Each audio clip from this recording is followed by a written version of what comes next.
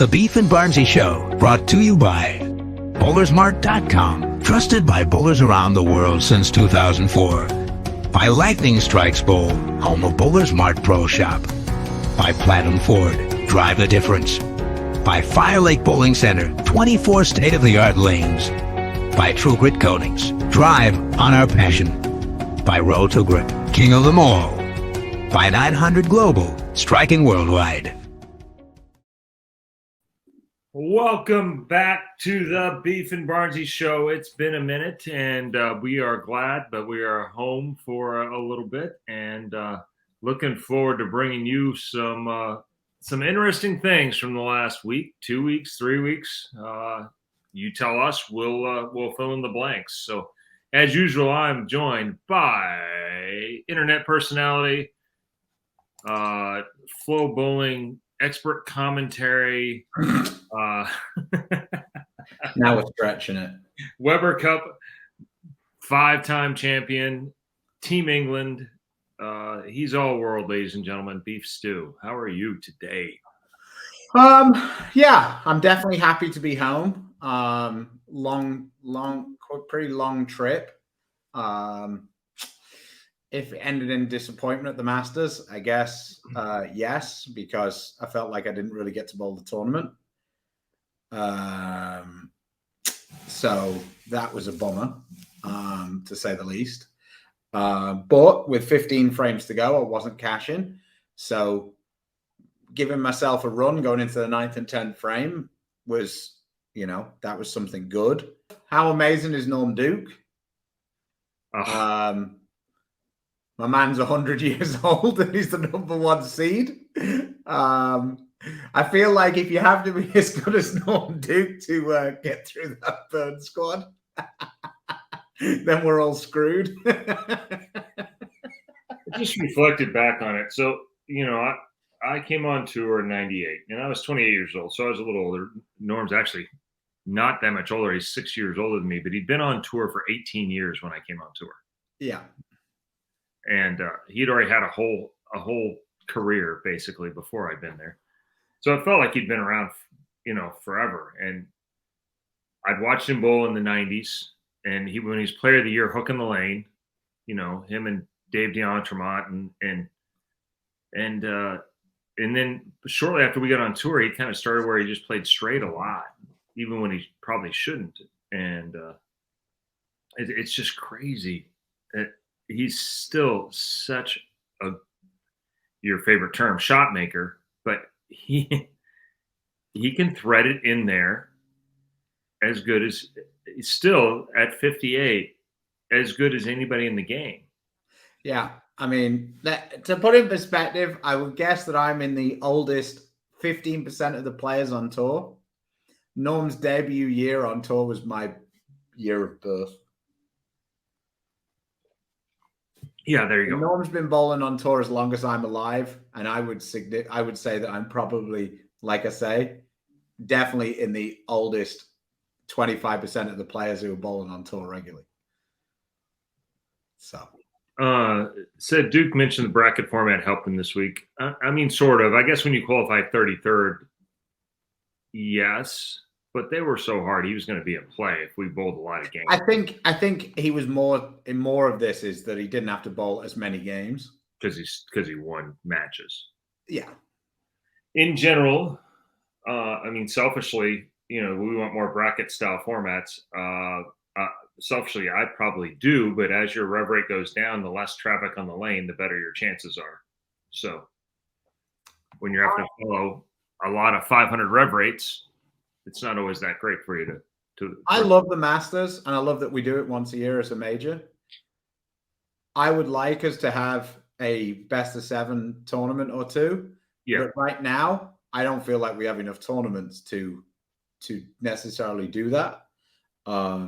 If we ended up being able to add, 10 tournaments, if 2 or 3 of those were the best of 7 bracket style, then yeah. I mean the World Series, like, there's 3 tournaments there that are bracket style. Yeah. So right. I would like to see best of 7 versus best of 5, but but it's still way better than best of 3. Yeah. Yeah, Marshall did a video. You go check that out on YouTube. Frankie watched it, and he thought that his impression of me was by far the worst. He said it didn't look a thing like you. He goes, if he hadn't have wrote it was you, I wouldn't have known really that that's what he was trying to do. He got Doherty's mannerisms really good, down to the toe tap and the throwing the thing. He likes taking the piss out of Butters and the way he walks back. He got the Chris Barnes. Yeah, he's had a few versions of that over the year. The Doherty one is the one that's the most impressive for someone who, if you've never tried to throw one without your thumb in one hand, and how well that Marshall does it, that's pretty strong. That's yeah, definitely. What else was there? Yeah.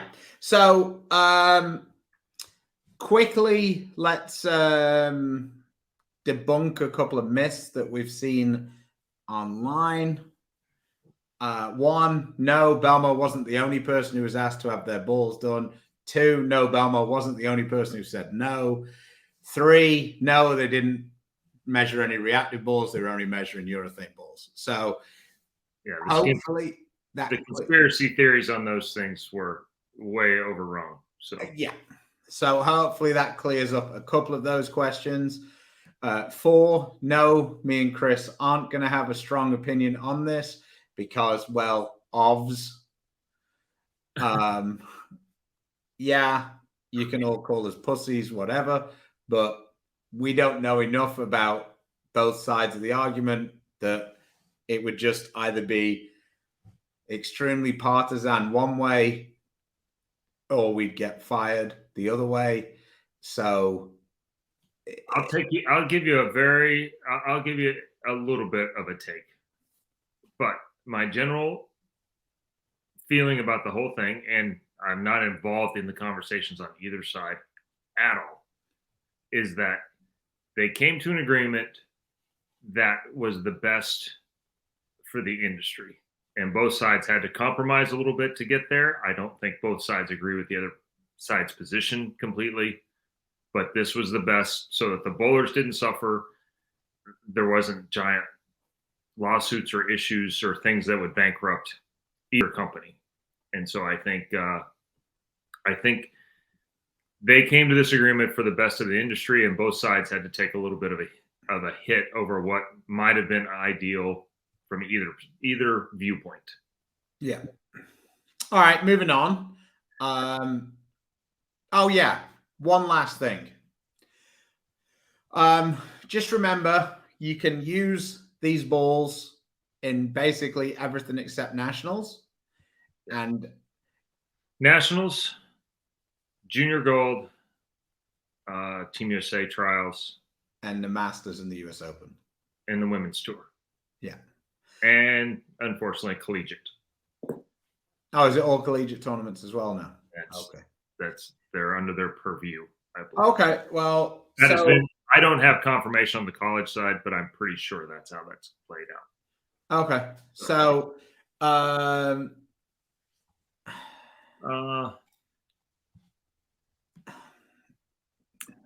that's a really difficult one. I think the bar was set when they did that with the jackal, and they removed it immediately. Yeah. Well, here you go. I have confirmation. Can't use in college. But yeah, I wasn't a fan of them taking it out of play in the middle of the tournament. So I guess in theory, I would be not a fan of under the same rule of not taking it out of play for the entire Open Championships. The flip side of that is there's going to be 15 more balls that come out after the tournament starts that the people that bowl at the beginning can't use at the end. In general, there's not. I don't think there's a terribly big advantage to either side. Generally speaking, it's more an advantage to bowl at the end than the beginning because you have more information. Here's an interesting point. Oh, there you go. Bowlers can use the balls at the USBC at the BTM. That's a Gold Coast, by the way. So, George says, "Why not test the ones in play, and if they have proper hardness, allow them to be in play?" Because technically, the USBC can't throw a ball out that has holes in it because they don't have a rule. Yeah, the field test.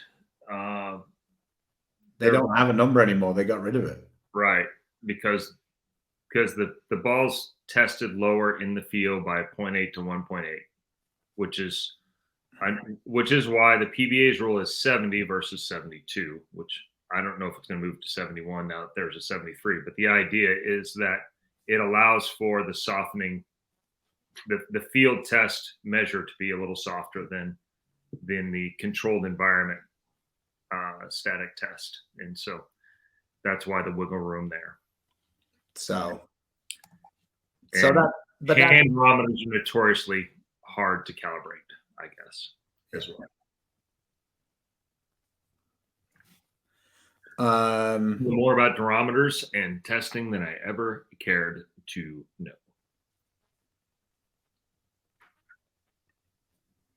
Yes, Alan, but we're talking about bowling.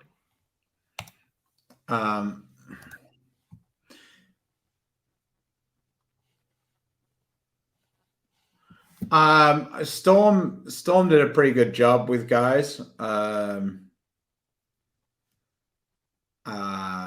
With trying to get that. So I don't know how many guys were affected. I know that I was down on the truck with Sean Ryan and we were trying to fit balls into gaps, replacing altered realities and the like.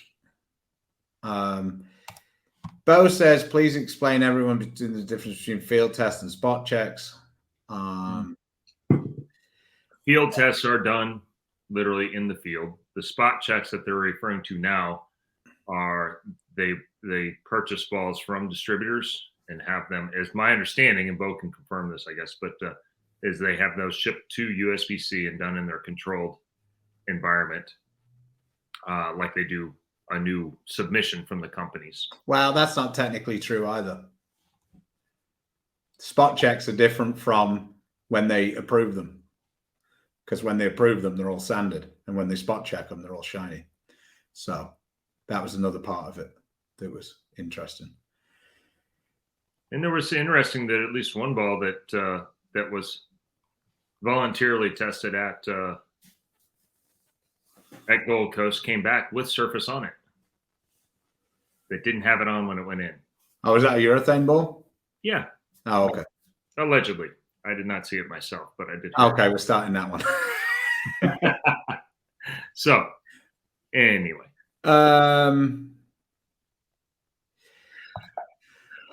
Yeah, this is another myth we need to debunk, so to speak. The difference is, when the PBA rule was 75, they were looking for balls that were 50. Yeah. Like, they used hand barometers, but yeah.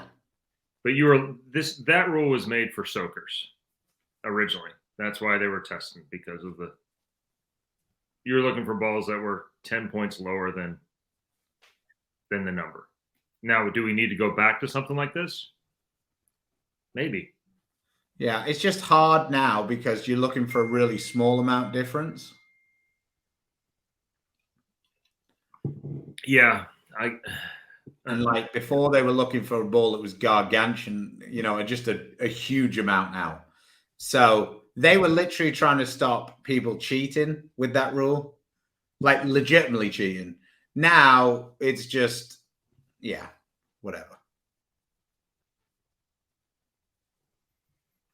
My team catch 200 patch from last night. Our team bowled pretty good last night, considering Louisville, not the easiest place in the world. We got 6 touring pros in the league, and no one's averaging over 220. I think Dimitri's averaging 229 right now. The next high average is 225 in the whole league. And for something that's supposed to be pretty easy, And we put 1,300 on him the second game and shot 37-0. Yeah, It was pretty nice, right? Big number. Yeah. Especially with Alan. Yeah. Well, and he actually shot high man. He shot his old weight. Yeah. He bowled good. We had Gid Rash was there. AJ bowled well. Those two both shot 760.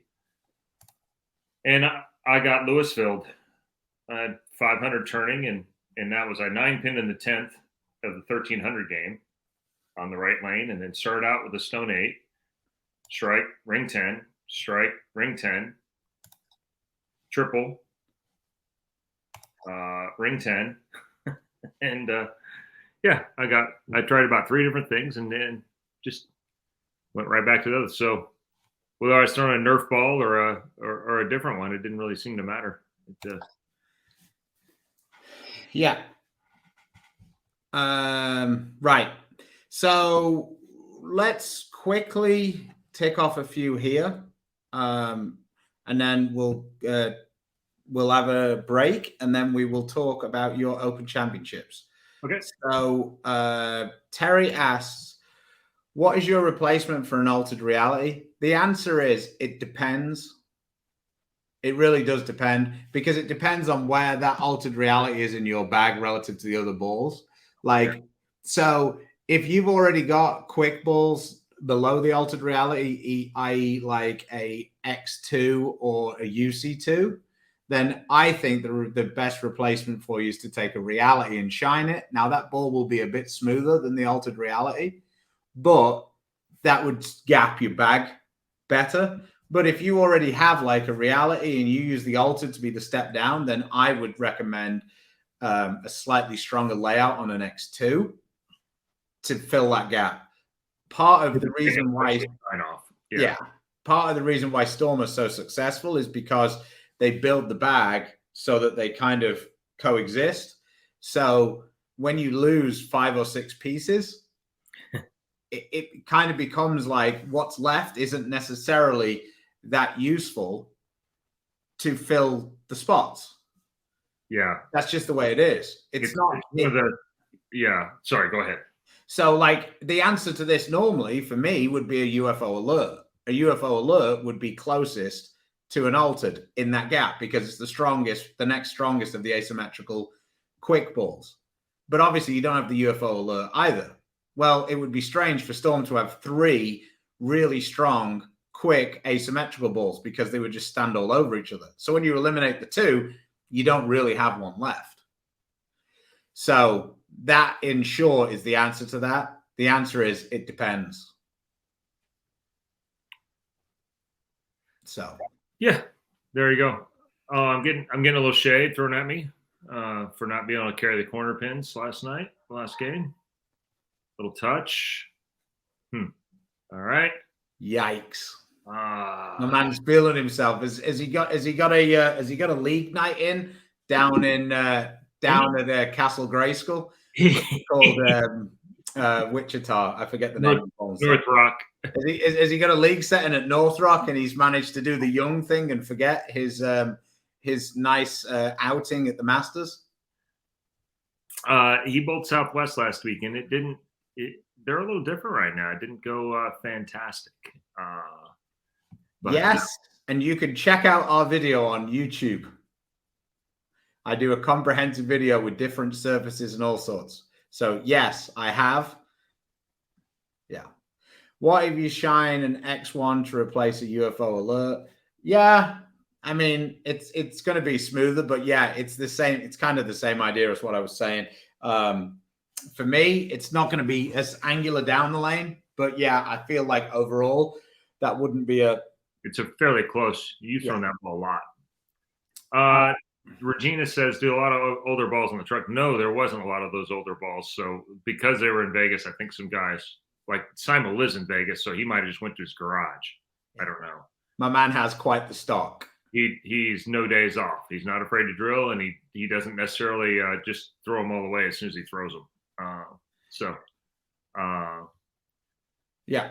All right. Let's hear from our sponsors. And then when we get back, we will give a Chris breakdown of what he saw at Nationals and why he is numero uno in not one but two events. Right, so there it was, True Grit. Thanks again to James Franklin for the support of the show.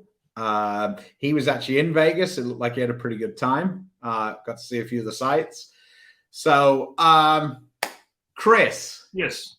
And the other thing we're talking about what happened on tour. And the only reason that basically most of the guys, they didn't really replace balls. They did add some things for the Masters specifically. So nobody was replacing all of them.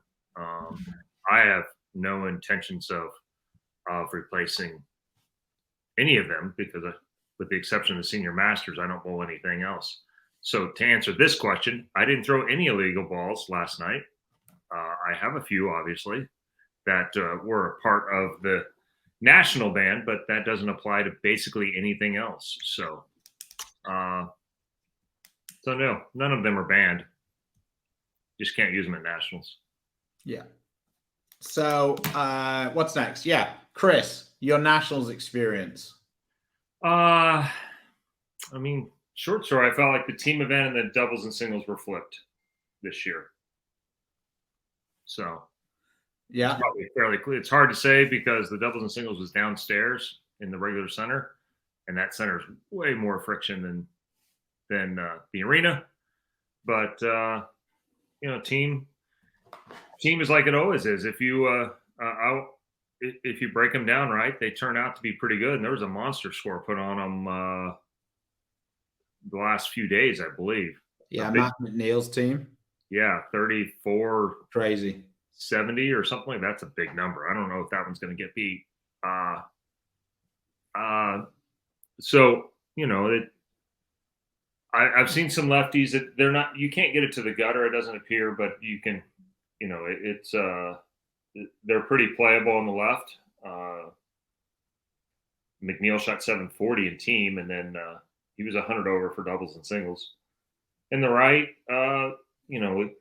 we had a pretty good squad. I had Billy Rogers, who likes to roll it and keeps his rev rates, in the 450 range at least. I would say maybe higher than that, but he does like to keep it in front of him a little bit. So he breaks the lane down and he's able to stay to the right, which is one of the reasons why we wanted to bowl together to begin with.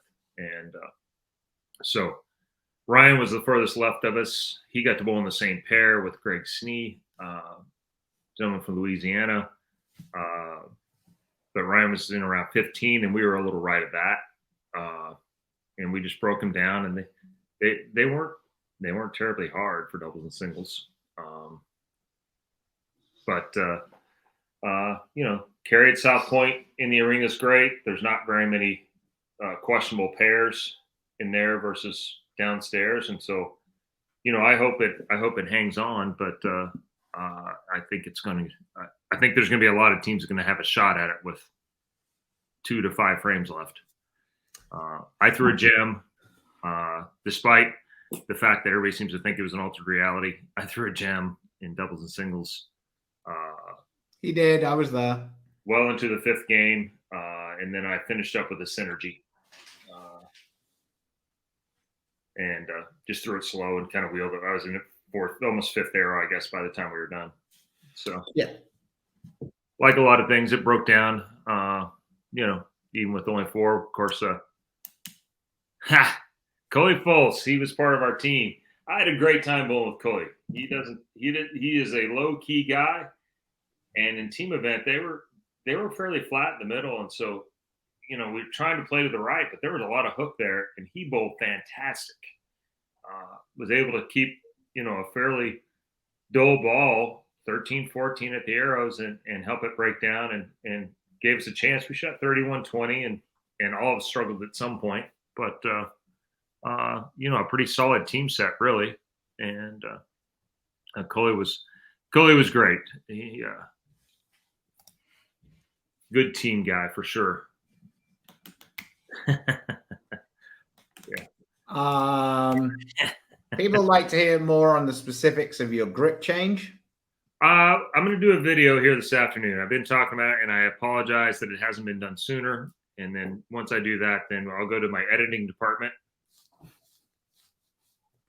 And now he's at home, so it should be a little easier. And we're going to do that, put that up on YouTube. It won't be very long, but we'll put something together so you can really see it right and explain a little bit of what happened. I guess, 52 years old, you're still learning things, and I'm fortunate that I have some guys that are looking out for me, even though technically we're bowling against each other.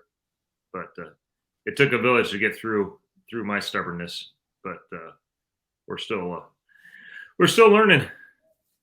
Relatively, yes, fresh. I had not done anything other than use it the last couple of weeks a little bit.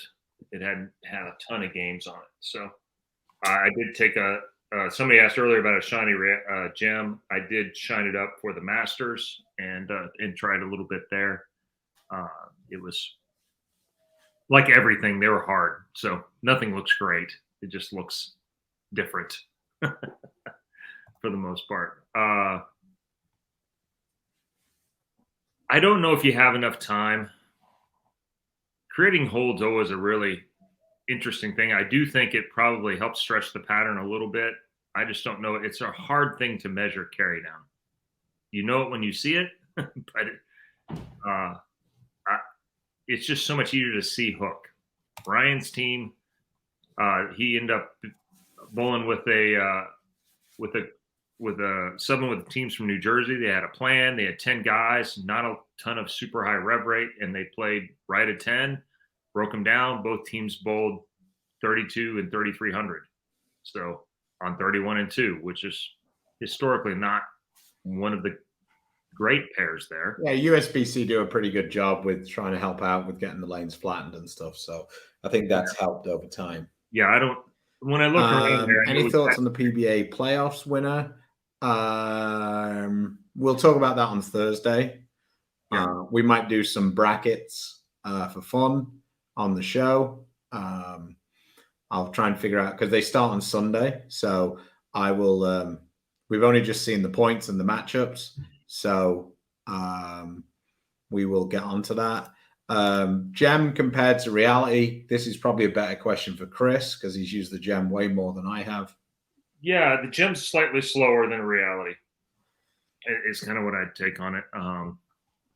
It's slow. It's a little smooth. In generally a little smoother than the original realities are.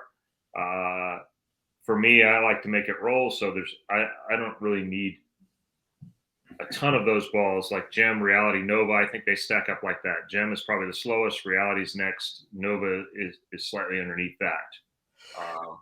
The Gem actually has been really good, and it earned a place, which is kind of hard to do when that Reality has been so good and been in all of our bags for quite a while. I feel like from what I've seen, although the gem is earlier, it seems to be a little bit more continuous. And that might be due to the having less quick to get forward. Yeah.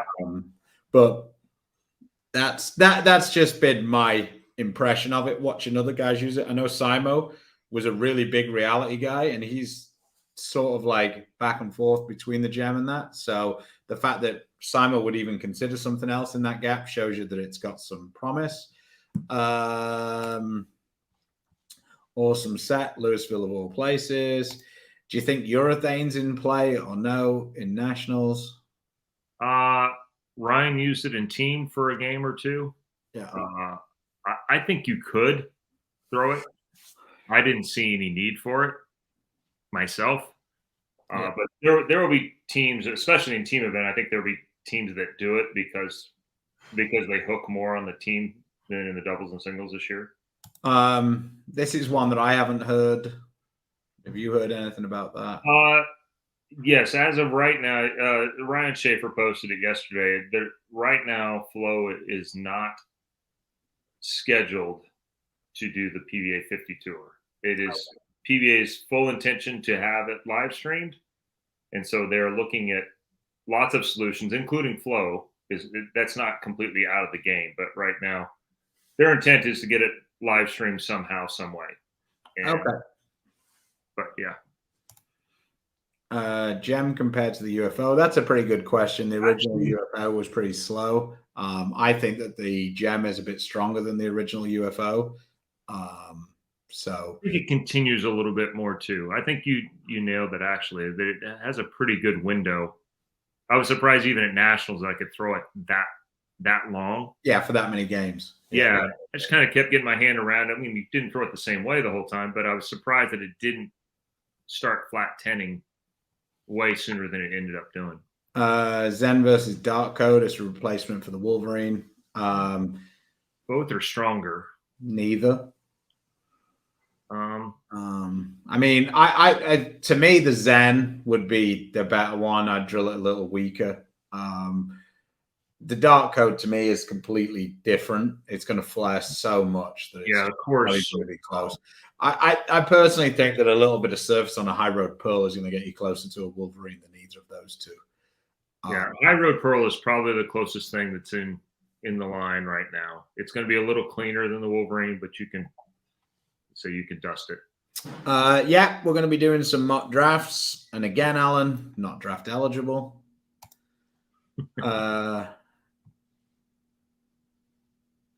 100%. Yeah, 100. It seems like they've sorted that. Signed, sealed, and delivered that. The only thing that I'm interested in is is associations coming out with a consistent message, and in general, that's what has come out. That they're legal for play in around the country. So. The associations have some rules for leagues. 100% of the team captains would have to vote to change it. And as anyone who's been in a league meeting knows, you can't get 10 team captains to agree that the sky is blue and there's 10 pins on the lane. So and a couple of associations have come out and said, hey, they're legal for all our state tournaments and things like that. And to be honest, I think that's probably the right play because I think you risk leagues not sanctioning if you decide to carry that over into local play. And I don't think a defunct USBC or a USBC with less sanctioned leagues is good for the industry either. So, what's a good replacement for the altered for nationals? Like we were saying, for a speed dominant player like Allison is, I think a shiny reality might be a good option. X1's not terrible. It's a little smoother. I honestly feel like for the UFO alert that a Zen might be closer than anything else, just because the cover's so much stronger in that gap, and all of the other options, the covers are so much cleaner. So I actually think that the Zen might be actually closer to the. Thinking about it, if I was replacing the UFO alert, I'd probably just use the Zen. Chris, are you coming to Greeley, Colorado for the PBA 50 stop? That is the plan as of now, for sure. I think the High Road Pearl's closer. Yeah. But, I mean, it's in the range. Probably the regular High Road a little stronger. Were the shiny solids on the show to combat the lights, or do you think they would have been good all week? Well, they were good all week. Brad Miller I believe he used that ball. I actually kept thinking it was a dark code, and I couldn't believe he was getting his hands soft enough to control it. And now I realized it was an IQ Tour, and it made way more sense. When I saw the logo, I was like, duh. Yeah, that makes way more sense. All right. Billy, do you still have a high road in your bag? I actually almost drilled a high road, but I didn't have one on the PBA truck for the last block. Gem versus proton physics. I mean, yeah, they're in similar ballparks. I think that the proton physics is a little more dynamic down the lane. I think that the Gem is a bit more of an all-rounder. If I had to play on a shit ton of oil and I needed someone to pick up, I'd still throw the proton physics because I think it's got more chance of changing line down lane whereas the gem is much more of a control piece, even though it's very strong. A fair question, but I really don't know. And for those of you looking at the board, dangerous, ultimate killer, exceptional. That pretty much sums up. It's so incredible. I really can't tell you how amazing for a guy that we competed with and at times have battled with and not been friendly even at times. Just it's so amazing what he's done past 45. It's a little bit disrespectful that he's not in the conversation for the all-time things.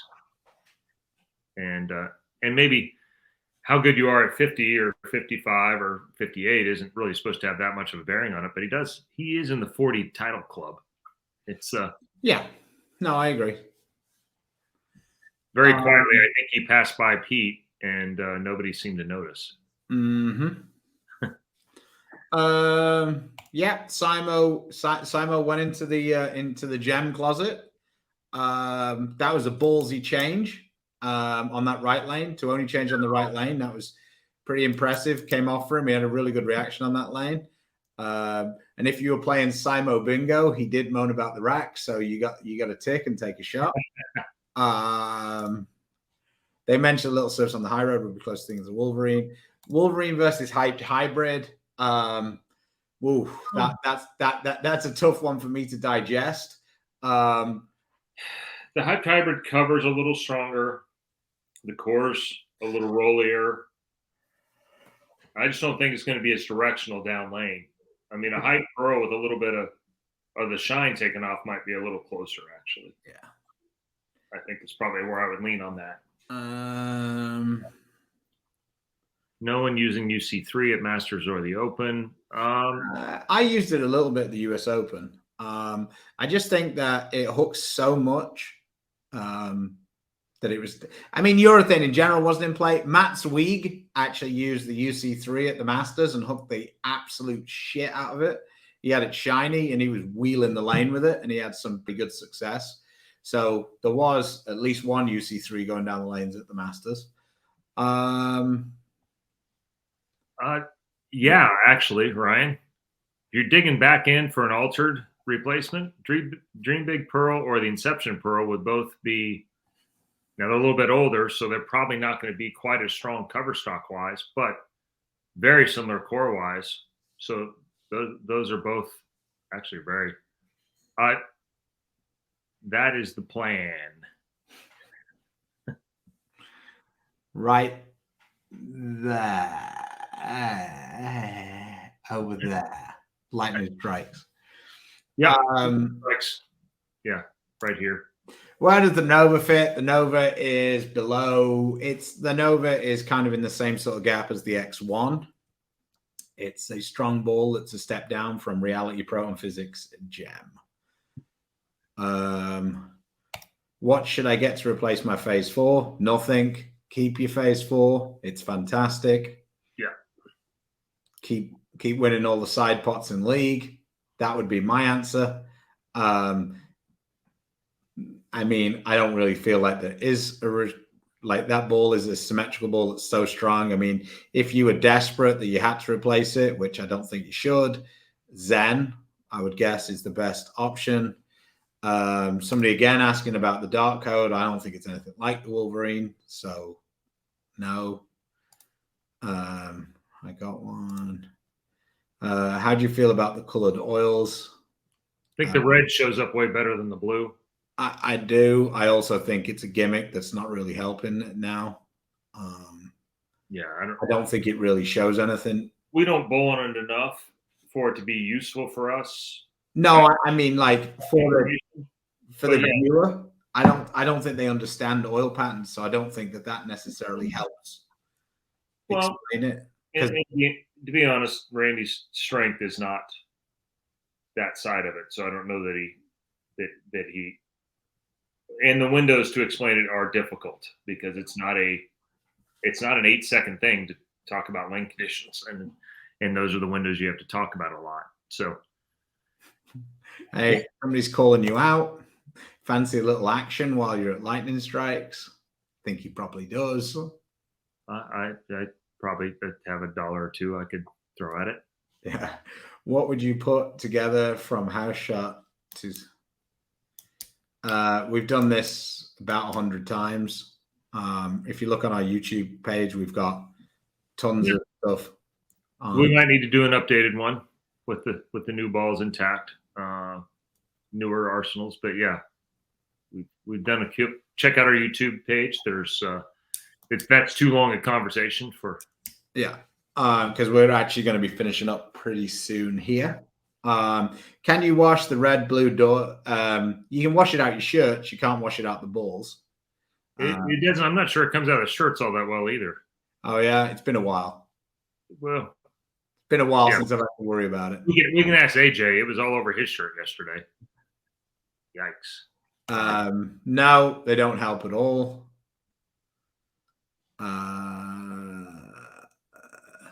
Yeah, when everybody piles on the same spot, you can kind of tell the breakdown. But like I said, we don't have enough shots to reference. Hey, when it changes to this color, that means this.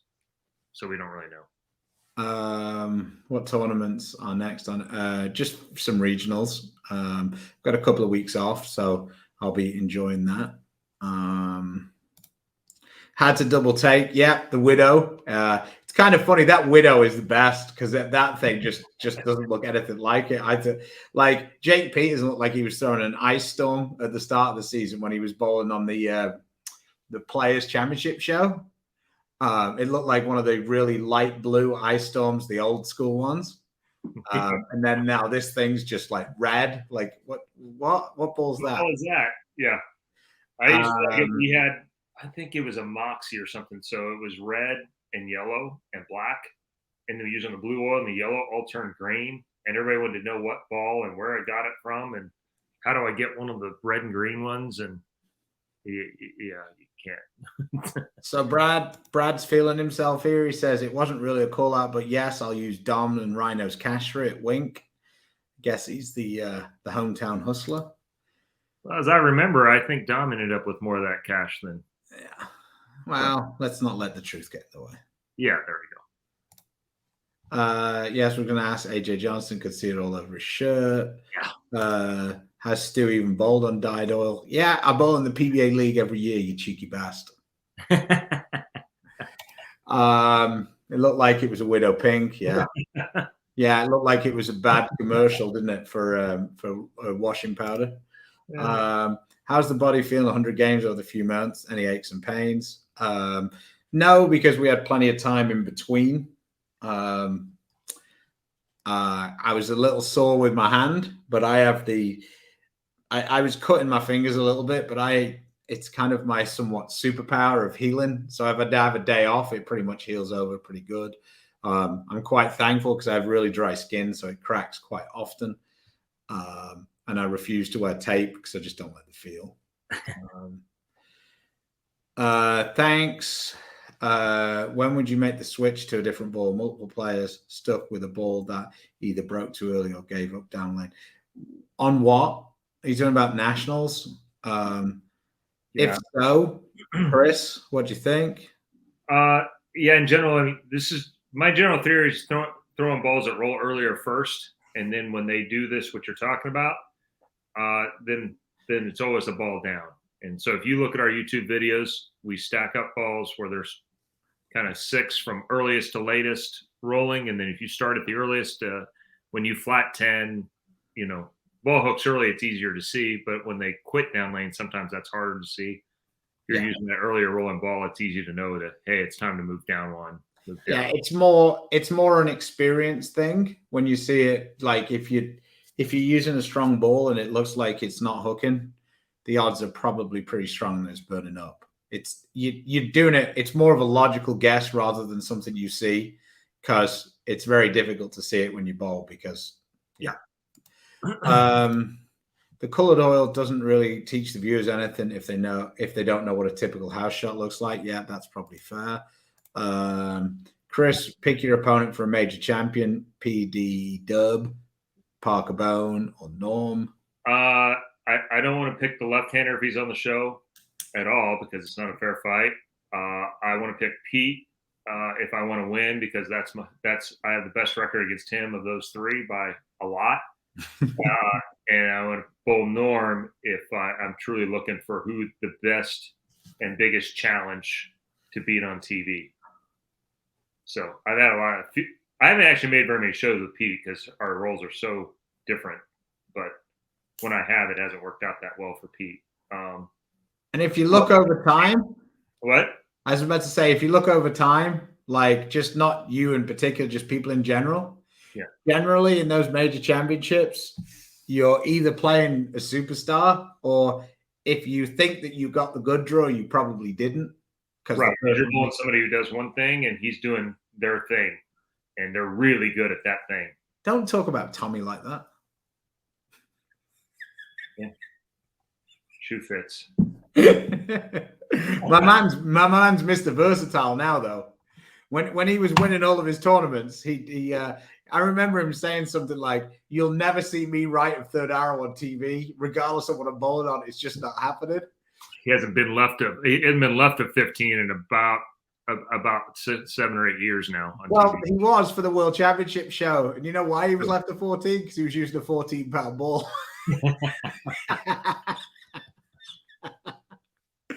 Oh shit! That still makes me laugh.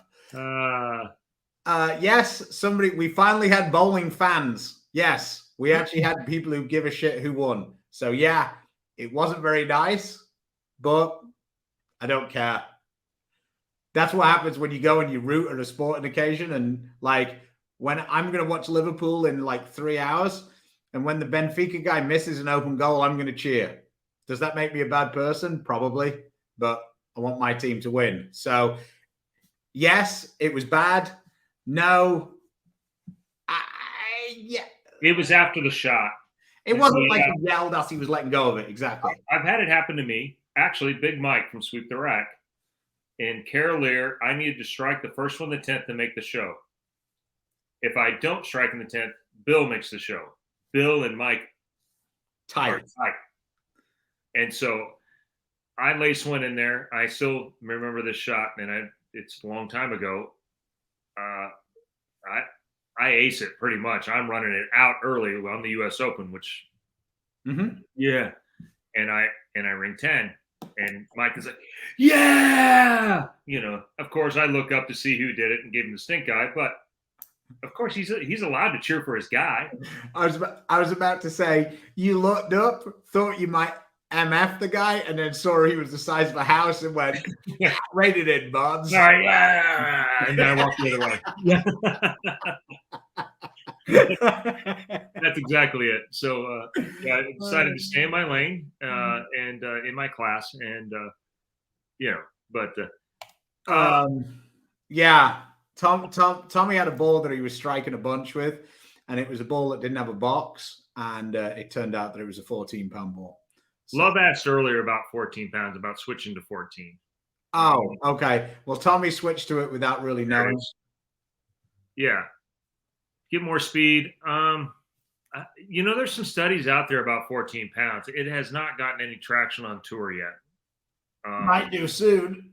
But like I said, I think on longer patterns, you can definitely see the difference between even 16 and 15.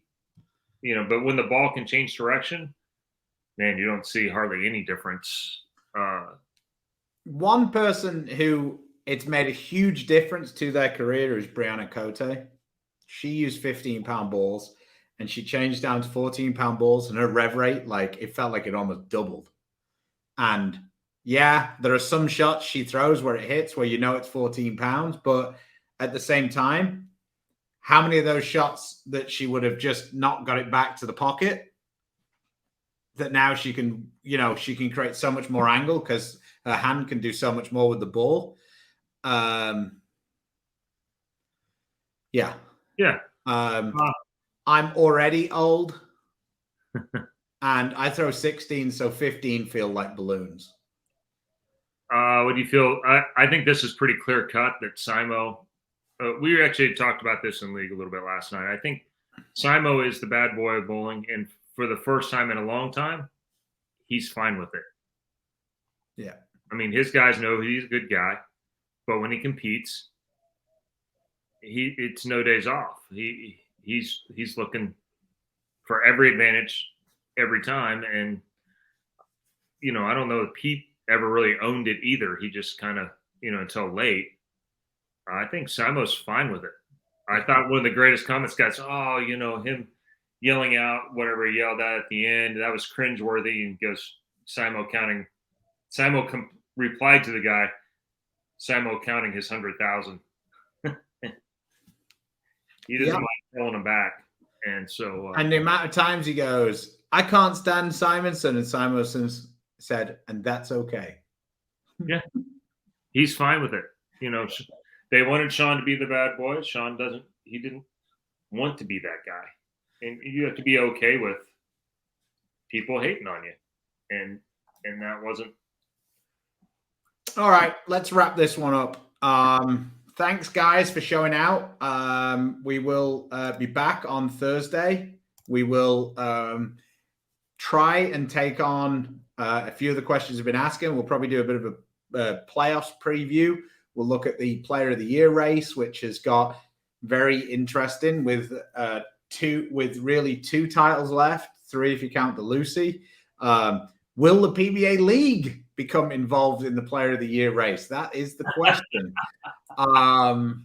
We have 3 guys basically. Dom is trailing, but with the PBA playoffs, $100,000 checks obviously swing things around. But Simo with 2 majors, Belmo with a major and 4 titles. Belmo leading the points, Simo leading the earnings.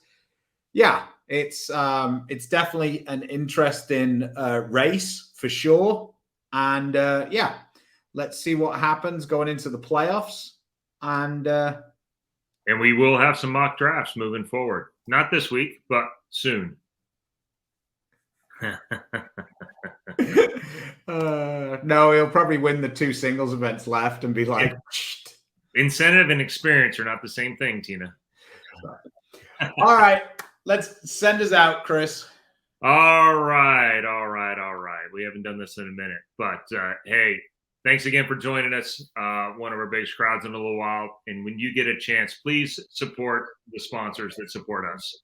Storm, Rotogrip, Niner Global, Vice, Coolway, 3G Shoes, Bowler's Mark, Mark Baker Bowling, Pinnacle GPS, Fire Lake Bowling Center, Platinum Ford, Lightning Strikes, and True Grit Coatings. Until next time, stay safe, stay healthy. God bless. See you later.